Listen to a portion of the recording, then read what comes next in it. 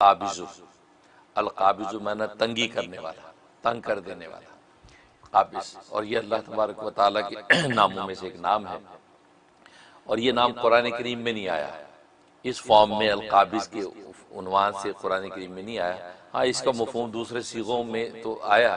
لیکن القابض کا نام جو قرآن کریم میں نہیں آیا۔ ہاں حدیث کے اندر نبی پاک صلی اللہ علیہ وسلم نے ذکر کیا ہے۔ اور قابض ہوتا ہے تنگی کرنے والا، اور قابض اس ذات کو کہتے ہیں کہ جو رزق کو تنگ کر دے، ارواح کو تنگ کر دے، اسی طریقے سے اور جو ثمرات دنیا کے ان کو تنگ کر دے، کھینچ لے، ضبط کر لے، تو وہ ہے قابض۔ ظاہر ہے کہ کامل ذات وہی ہوتی جو عطا کرنے والی ہو تو لینے والی بھی تو ہو، تو جس میں دونوں صلاحیت ہو، دینے کی بھی اور سلب کرنے کی بھی۔ تو یہ اللہ تبارک و تعالیٰ کی ذات ہے القابض۔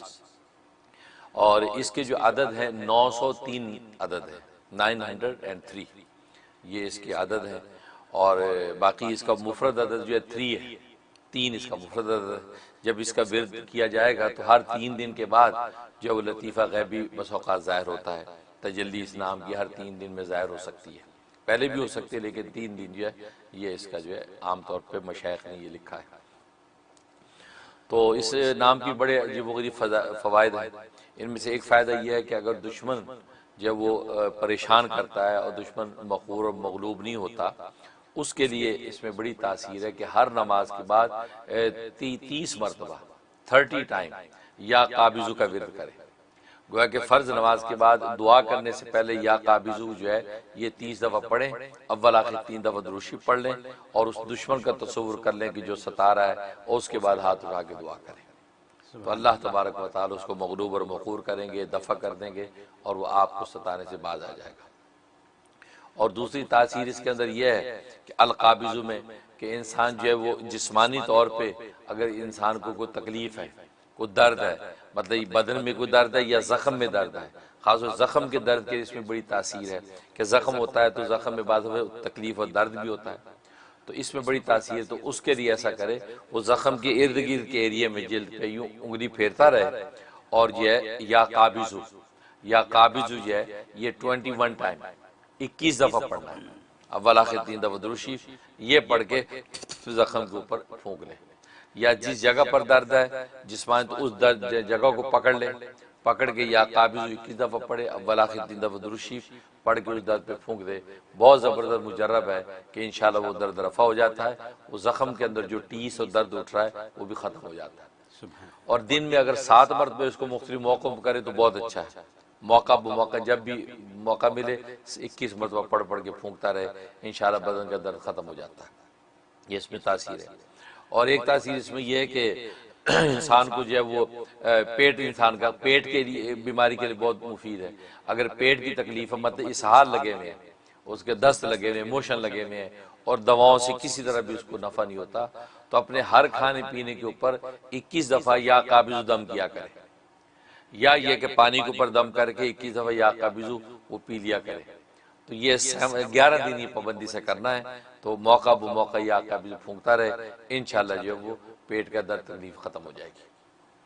اور ایک تاثیر اس میں ہے کہ اگر کسی عورت کے حمل ٹھہرتا نہیں، گر جاتا ہے، اسقاط حمل ہو جاتا ہے، ابورشن ہو جاتا ہے،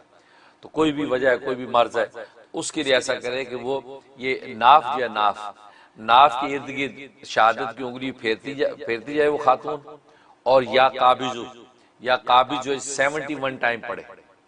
71 ٹائم یا قابض پڑھے، اور یہ پھیر کے اس کے بعد اپنے پیٹ پہ پھونک دیا کرے اور ہاتھ پھیر لیا کرے۔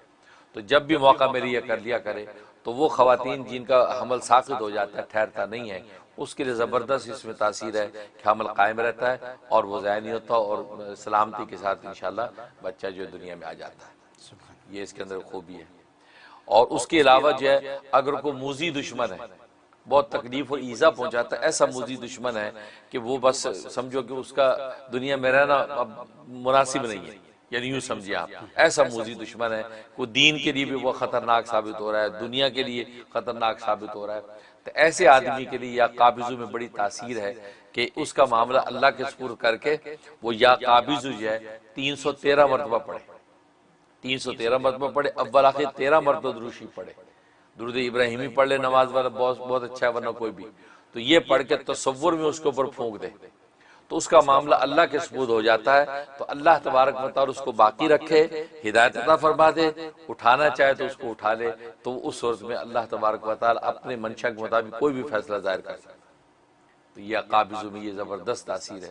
تو اور یہ 71 ڈیز کی نیت سے شروع کرنا ہے اور یہ عمل کر کے پھونکتے رہنا ہے، انشاءاللہ اللہ کی رحمت سے خیر کا فیصلہ ہو جائے گا۔ اس کی قسمت میں ہدایت ہوگی، اللہ اس کو ہدایت عطا فرما دیں گے، اگر اس کی قسمت میں ہدایت نہیں ہوگی تو اللہ تبارک و تعالی اپنے پاس بلا لیں گے۔ تو گویا کہ یہ اس کے اندر تاثیر یہ قابض۔ اور خواب کے اندر اس کی تعبیر یہ کہ خواب میں یہ نام دیکھا، پڑھا، سنا، آواز آئی تو یا قابض ہو، تو اس کا مطلب ہے کہ اللہ تبارک و تعالی اس کو درازی عمر عطا فرمائیں گے،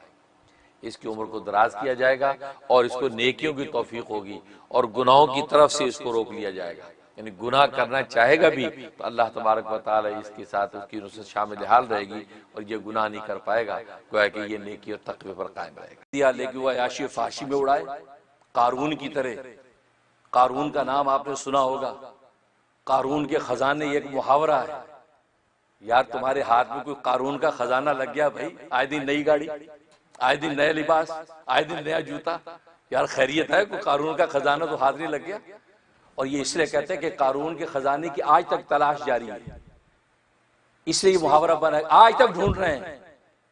امریکہ یورپ کی مغربی قوتیں آج تک مصر کو کھود ڈالا کہ قارون کا وہ خزانہ ملے کہ جہاں پر قارون کو غرق کیا گیا تھا، اور اس کا خزانہ اتنا بڑا کہ قرآن کریم نے کہا کہ 40 پہلوانوں کی جماعت اس کے خزانے کی چابیاں اٹھاتی ہے، اتنی خزانوں کی چابیاں۔ ایک روایت میں آتا ہے کہ پہلے لوہے کی چابیاں اس نے بنائی تھی، لوہے کی چابیاں اٹھا کے چلتے تھے، اور پھر وہ بہت زیادہ بوجھ ہو گیا اور لکھا کہ 60 خچر ہوتے تھے جن کے اوپر وہ چابیاں رکھی جاتی تھی۔ اب آج کا زمانہ تو ہے نہیں، آج تو فنگر پرنٹ چلتا ہے، یوں کیا دروازہ کھل گیا، ہاتھ لگایا۔ بھائی وہ زمانہ دوسرا تھا، تبھی تو پھر قوموں نے آہستہ آہستہ آخر دولت کے کریڈٹ کارڈ میں بند کر دیا کہ یار سونا چاندی کہاں اٹھائیں گے، کریڈٹ کارڈ جیب میں ڈالو، بس نکالو دے دو بھائی۔ یا نوٹ بنا لیا کاغذ کا ہلکا پھلکا، چلو کم از کم اس سے تو ہلکا ہے۔ پھر کہتے ہیں کہ قارون نے لکڑی کی چابیاں بنائی، لکڑی کی چابیاں بنائی تاکہ وزن ہلکا ہو، پتہ چل لکڑی کی چابیوں کا وزن بھی اتنا ہی تھا، کوئی زیادہ کمی بیشی نہیں ہوئی۔ پھر لکھا کہ اس نے پھر چمڑے کی چابیاں، گائے کی کھال کی چمڑے کی چابیاں بنائی تاکہ وزن ہلکا ہو جائے۔ تو کہنے کا مقصد اتنا بڑے خزانے اس کے، خود قرآن نے کہا 40 پہلوانوں کی جماعت خزانے اٹھاتی ہے، اتنا مال۔ لیکن اس مال نے اس کے دماغ کو خراب کر دیا، تکبر کا شکار ہو گیا، بجائے اس کے کہ مال کے ذریعے سے مال کے پیدا کرنے والے کو پا لیتا، لیکن اس مال نے اس کو متکبر کر دیا، متکبر کر دیا۔ اور لکھا کہ سب سے پہلے بغاوت اس سے کس وقت کی، اس وقت کی کہ جب اللہ تبارک و تعالی نے موسیٰ علیہ السلام کو حکم دیا کہ بنی اسرائیل سے کہو کہ جو چادریں اپنے اوپر اوڑھتے ہیں ان چادروں کے چاروں طرف آسمانی رنگ کے نیلے دھاگے باندھیں، آسمانی رنگ کے نیلے دھاگے۔ آپ نے اگر یہودیوں کو دیکھا ہوگا ان کی چادروں میں دھاگے لٹکے ہوتے ہیں، یہ دھاگے اصل میں وہ بنی اسرائیل کو حکم ہوا تھا۔ فرمایا آسمانی کلر کے نیلے دھاگے یہ چاروں طرف لٹکائے اس چادروں کے، اس لیے کہ آسمانی رنگ، اس لیے کہ جب ان دھاگوں کو دیکھیں گے تو ان کو آسمان یاد آ جائے گا کہ آسمان جیسا رنگ، اور جب آسمان یاد آئے گا تو میں ان کو یاد آؤں گا، اور میں جب یاد آؤں گا تو پتہ چلے گا کہ میری طرف سے آسمان سے احکام اترتے ہیں جو موسیٰ تمہیں پیش کرتے ہیں۔ لہٰذا جب مجھے یاد کریں گے تو تیرے بتائے حکم پر عمل کرنا ان کے لیے آسان ہو جائے گا۔ یہ بات کہی حضرت موسیٰ علیہ السلام نے کہا کہ رب ذوالجلال آپ نیلی چادری پہننے کا حکم کیوں نہیں دے دیتے کہ آسمانی رنگ کی چادری اوڑھ لیں، اس لیے کہ چادر کو دیکھ کے پتہ چل جائے گا آسمان کا رنگ، تو بجائے دھاگے باندھنے، اس لیے کہ یہ معمولی دھاگے باندھنے سے تو بنی اسرائیل اعتراض کریں گے کہ یار یہ کیا معمولی سی بات ہے، ان کو حقیر لگے گی یہ بات۔ ہاں آپ نیلی چادریں اوڑھنے کو حکم دے دے تو وہ ان کو ذرا اچھا لگے گا، چلو چادر نیلی اوڑھ لیں۔ تو اللہ تبارک و تعالیٰ فرمایا موسیٰ دیکھو جو میرا حکم اول تو کوئی چھوٹا حکم نہیں، میرا حکم کوئی حقیر نہیں ہوتا، میرا حقیر حکم بھی کبیر ہوتا ہے، بڑا ہوتا ہے۔ میں نے جب دھاگوں کا حکم دیا ہے، بھلے دھاگا معمولی چیز ہے لیکن چونکہ میرا حکم ہے لہذا یہ بڑا حکم ہے، اور جو میرے چھوٹے حکم پہ عمل نہیں کرے گا تو یاد رکھ وہ کل کو میرے بڑے حکم پہ بھی عمل نہیں کر سکتا۔ ظاہر جو میرے اس دھاگے باندھنے کے حکم کو نہیں مانتا تو بڑے حکم کو کیا مانے گا؟ لہذا ان کو کہو کہ دھاگے باندھ۔ حضرت موسیٰ علیہ السلام نے جمع کیا سب کو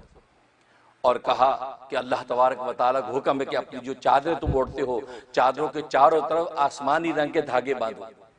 دھاگے لٹکاؤ تاکہ ان دھاگوں کو دیکھ کر تمہیں یاد آ جائے کہ آسمان کا رنگ یاد آئے اور تمہیں یاد آئے کہ آسمان سے احکام الہی اتر رہے ہیں، لہذا ان احکام الہی پر ہمیں عمل کرنا ہے، تو اس طرح تم خدا کی یاد میں رہو گے۔ یہ کہا تو بنی اسرائیل نے کہا ٹھیک ہے بہت اچھا ہے، تو بنی اسرائیل نے اس عمل کو شروع کر دیا۔ تو قارون بیٹھا تھا محفل میں، قارون نے کہا کہ یہ کیا حکم ہے،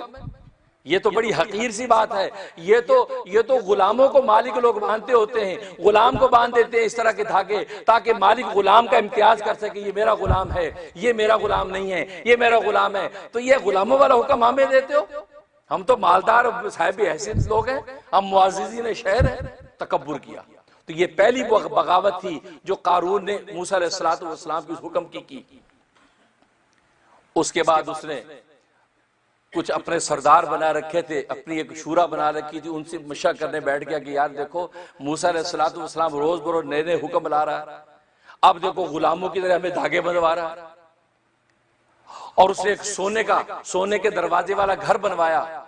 اور گھر کے اندر سونے کی پتریاں لگائیں اور وہاں بیٹھ کے وہ ان سرداروں کے ساتھ گپ شپ کرتا، استہزاء مذاق اڑاتا اور موسیٰ علیہ السلام کے احکام پہ جو ہے وہ اعتراض کرتا۔ ادھر جب دریائے نیل سے پار ہونے کے بعد جب بنی اسرائیل کو نجات مل گئی تو اللہ تبارک و تعالیٰ کے شکرانے کے طور پر حکم ہوا کہ قربانیاں کرو، قربانیاں، جانور قربانیاں کرو۔ چنانچہ قربانیاں کرنا شروع کر دیں اور اس کی ذمہ داری ہارون علیہ السلام کی لگائی گئی۔ ہارون علیہ السلام کے پاس لوگ لے کے آتے اور ان کے سامنے وہ ذبح کیا جاتا اور وہ ایک پہاڑی پر رکھ دیتے، آسمان سے آگ آتی اور جانوروں کو جلا دیتی۔ اب ظاہر ہے کہ یہ بھی عزت اور اعزاز کی بات تھی، موسیٰ علیہ السلام کو بھی اعزاز نبوت کا ملا، ادھر ہارون علیہ السلام کو قربانیاں پیش کرنے کا اعزاز مل رہا ہے، اور وہ جب بنی اسرائیل کے اعزاز کے طور پر قربانیاں اللہ کو پیش کر رہے ہیں تو یہاں قارون کو جلن اور حسد ہو گیا۔ قارون کو جلن اور حسد ہوئی کہ یار موسیٰ علیہ السلام ان کو نبوت اور ہارون علیہ السلام کو قربانیوں کی ڈیوٹی، میرے پاس کیا ہے؟ کچھ بھی نہیں، جبکہ میں تو سب سے مالدار ہوں۔ اور یاد رکھیں قارون حضرت موسیٰ علیہ السلام کا چچا زاد بھائی ہے، ان کا رشتہ دار ہے، ان کا چچا زاد بھائی ہے۔ اب ظاہر ہے چچا زاد بھائی یہ آپس میں رشتے ایسے ہیں، آپس میں مقاربت ہوتی ہے، اجی وہ آگے بڑھ رہا ہے میں پیچھے کیوں رہ گیا؟ تو کہنے لگے بھائی تو موسیٰ علیہ السلام کو آگے کہا کہ آپ نے اپنے لیے نبوت کا منصب رکھ لیا، وہ آپ کو مل گئی، لیکن ہارون علیہ السلام کو آپ نے قربانیوں کی ذمہ داری دے دی، مجھے تو کچھ بھی نہیں ملا۔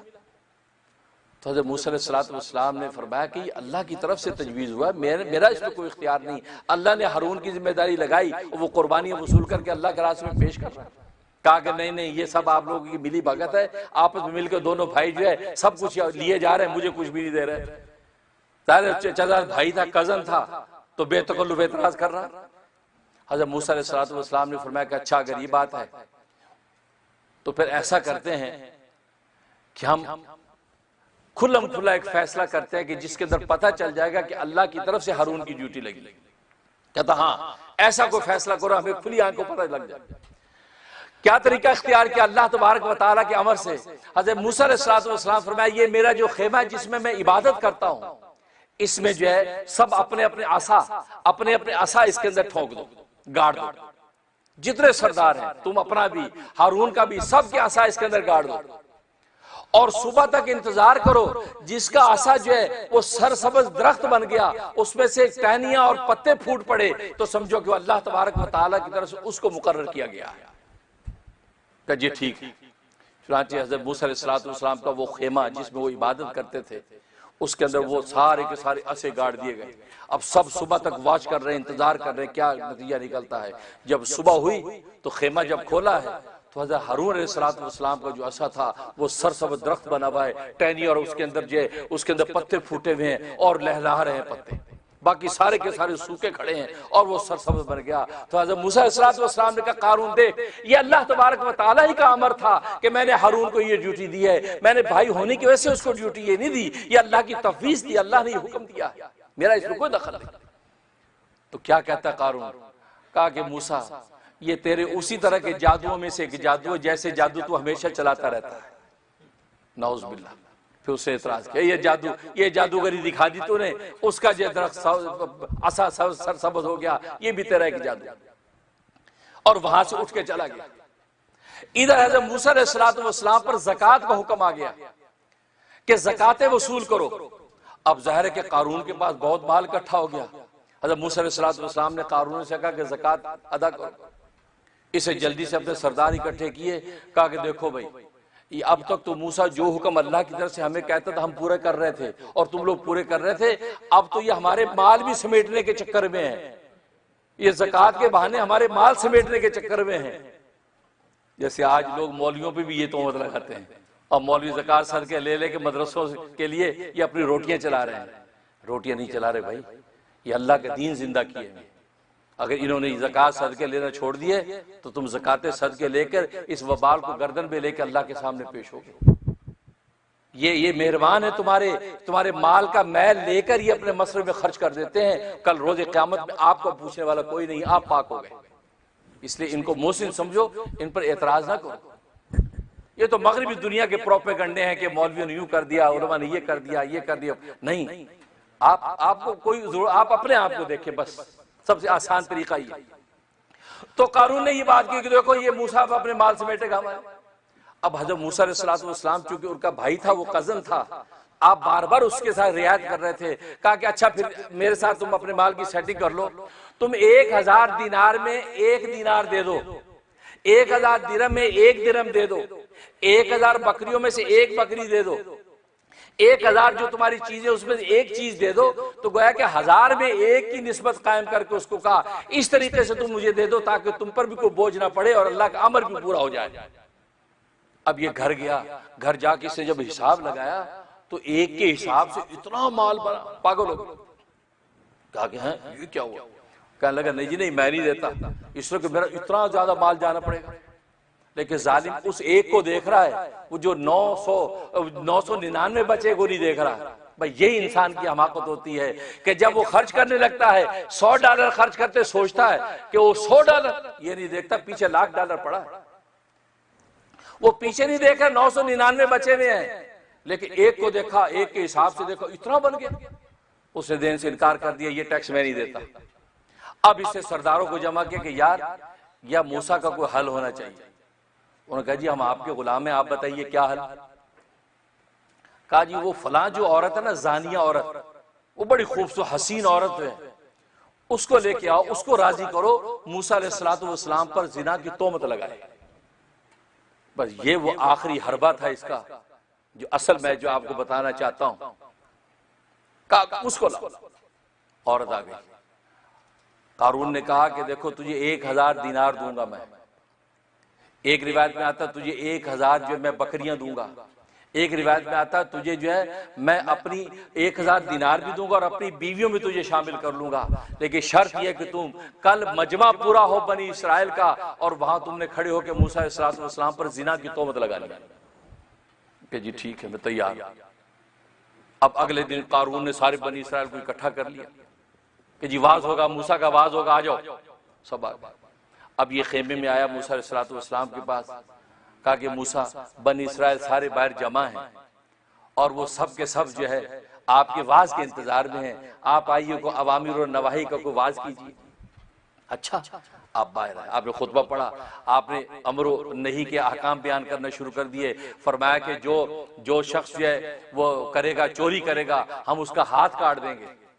جو تہمت لگائے گا اس کو ہم 100 درے لگائیں گے، یہ اللہ تبارک و تعالیٰ کا حکم ہے۔ اور فرمایا جو زنا کرے گا اگر شادی شدہ نہیں ہوگا تو اس کو 100 درے لگائے جائیں گے، کوڑے لگائے جائیں گے، اور اگر شادی شدہ ہوگا تو اس کو ہم رجم کریں گے یہاں تک کہ وہ ہلاک ہو جائے، مر جائے۔ یہ احکام بیان کیا۔ جیسے یہ بات کہی تو قارون نے کہا کہ بھلے وہ آپ سے زنا ہو،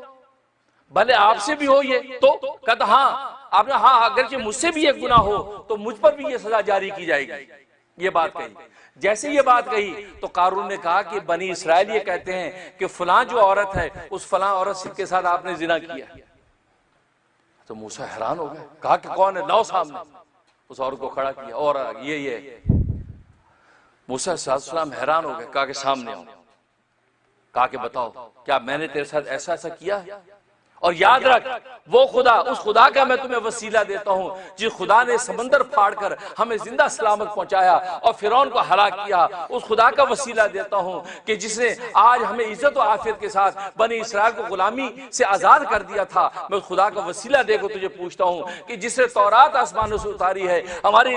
زندگی کا منشور بنایا، تجھے اس کا وسیلہ دے کے پوچھتا ہوں کہ بتا میں نے تیرے ساتھ ایسا کیا؟ اس لونڈی نے، اس عورت نے دل میں سوچا کہ آج اگر میں نے ہاں کر دیا کہ کیا تو پھر کوئی چھوٹ نہیں ہے، کیونکہ پیغمبر پہ میں تہمت لگاؤں گی، اور آج کی شرمندگی بہتر ہے کہ میں کسی اپنے اللہ کے رسول کو اذیت دوں۔ اس نے کہا کہ نہیں، اصل میں بات یہ سب جھوٹ ہے، مجھے قارون نے کہا تھا کہ 1000 دینار دوں گا، میں اس کے بدلے میں تم پہ تہمت لگاؤں، یہ جھوٹ کہتے ہیں، آپ نے میرے سے ایسا کوئی نہیں کیا۔ اللہ اکبر، بس یہ کہنا تھا۔ حضرت موسیٰ علیہ السلام سجدے میں گر گئے، زاروں قطار رونے لگے، سجدے میں گر گئے، اے رب ذوالجلال، اے رب ذوالجلال، یہ دیکھ، یہ قارون نے دیکھ آج میرے ساتھ کیا کیا ہے، اگر میں تیرا رسول ہوں، اگر میں تیرا رسول ہوں تو اس قارون کے اوپر میری وجہ سے اس کے اوپر غضب نازل کر۔ یہ بات کہی، جیسے یہ بات کہی اللہ کی وحی آ گئی، اے موسیٰ اس زمین کو میں نے تیرے قبضے میں دے دیا ہے، اس زمین کو آج تو جو حکم دے گا یہ زمین تیری اطاعت کرے گی۔ حضرت موسیٰ نے سر اٹھایا اور زمین سے کہا زمین اس قارون کو پکڑ لے، اس قارون کو پکڑ لے۔ روایات میں آتا ہے کہ زمین نے ان کو گھٹنوں تک پکڑ لیا۔ اس سے پہلے حضرت موسیٰ نے کہا اے قارون کے ساتھ جو لوگ کھڑے ہیں، اگر جو اس کے ساتھ جانا چاہتے اس کے ساتھ رہیں، جو میرے ساتھ آنے چاہتے میرے ساتھ آ جائیں۔ لکھا ہے کہ 2 آدمی قارون کے ساتھ کھڑے رہے، باقی سارے کے سارے موسیٰ کے ساتھ آ گئے۔ اب اللہ کے اس رسول نے کہا اے زمین پکڑ لے اس کو، ان کو گھٹنوں تک پکڑ لیا، وہ آہوزاری کرنے لگے۔ پھر آپ نے فرمایا زمین کو کہا پکڑ لے ان کو، اسے پہلے ٹخنوں تک پکڑا، پھر گھٹنوں تک پکڑ لیا، پھر اللہ کے نبی نے کہا کہ پکڑ لے ان کو گرد سینوں تک پکڑ لیا، پھر فرمایا کہ پکڑ لے ان کو گردنوں تک پکڑ لیا، یہاں تک وہ آہوزاری کرتے رہے۔ روایات میں آتا ہے کہ 70 مرتبہ قارون اپنی صلہ رحمی رشتہ داری کے حوالے دیتا رہا، آہوزاری کرتا رہا، روتا رہا، معاف کر دے، آئندہ میں نہیں کروں گا۔ لیکن موسیٰ علیہ السلام اتنے غضبناک تھے، اس کی کوئی بات سننے کے تیار نہیں تھے، یہاں تک کہ آپ نے فرمایا زمین کو کہا اس کو نگل جا، زمین نے اس کو نگل لیا اور زمین اوپر سے بند ہو گئی، زمین بند ہو گئی۔ اور حدیث میں آتا ہے کہ وہ زمین کے نیچے غرق ہوتا چلا جا رہا ہے، روزانہ ایک آدمی کے قد کے برابر وہ زمین میں دھستا ہے، ایک آدمی کے قد کے برابر زمین میں دھستا ہے، یہاں تک کہ دھستا چلا جائے گا۔ فرمایا کہ زمین اتنی گہری ہے اللہ کی کہ قیامت آنے سے پہلے وہ زمین کی تہہ تک نہیں پہنچے گا، یہاں تک کہ قیامت آ جائے گی اور اللہ کے سامنے وہ مجرم بن کے پیش ہوگا۔ جب یہ بات ہوئی، اب دیکھو رب کریم کی رحمت، اللہ تبارک و تعالی فرمایا اے موسیٰ اس قارون نے تجھے 70 مرتبہ پکارا، 70 مرتبہ تجھے فریاد کی، 70 مرتبہ تجھے کہا کہ مجھے معاف کر دے، مجھے معاف کر دے۔ قسم ہے میری عزت و جلال کی، میری عزت و جلال کی قسم، میری ذات کی قسم ہے، اگر قارون ایک مرتبہ مجھے پکار لیتا تو میں اسی وقت اس کی مدد کر دیتا، لیکن اس نے 70 مرتبہ تجھے پکارا، مجھے